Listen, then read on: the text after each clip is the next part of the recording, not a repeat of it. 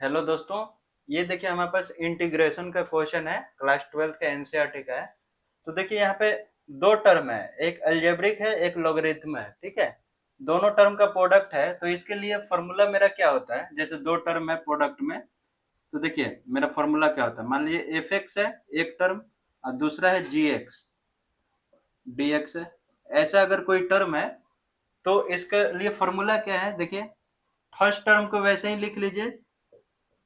ठीक है, उसके बाद इंटीग्रेशन ऑफ सेकेंड टर्म, ठीक है, जी एक्स डी एक्स, ठीक है, माइनस इंटीग्रेशन ऑफ, देखिए फर्स्ट टर्म का डिफरेंशिएशन यानी कि एफ डैश एक्स।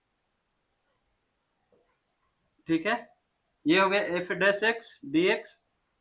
ठीक है, फिर इंटीग्रेट, सॉरी यहाँ पे देखिए एफ डैश एक्स, फिर इंटीग्रेशन ऑफ सेकेंड टर्म क्या है, जी x D x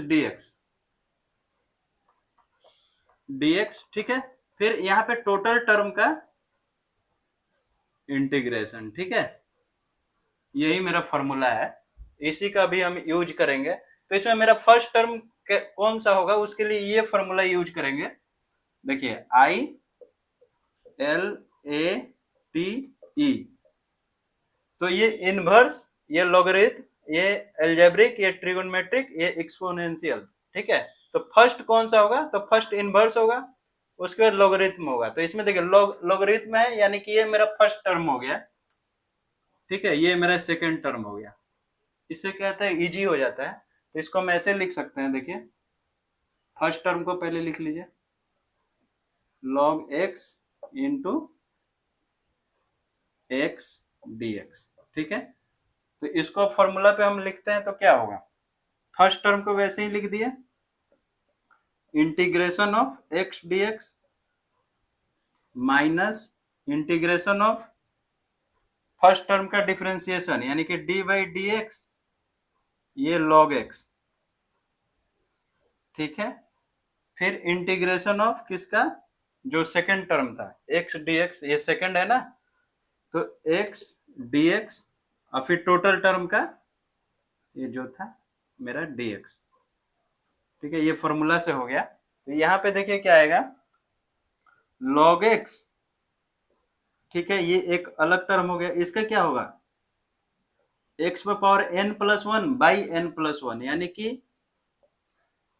2/2 minus integration of, देखिए log x का डिफरेंशिएशन क्या होता है, 1/x। ठीक है, और इंटीग्रेशन x dx का क्या होता है, एक्स स्क्वायर बाई 2। ठीक है, dx,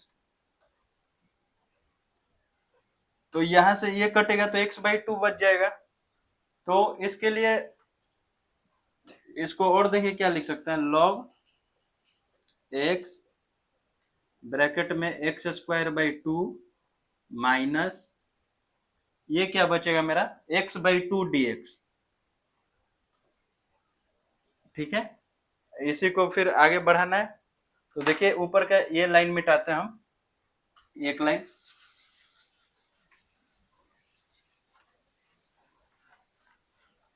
देखिए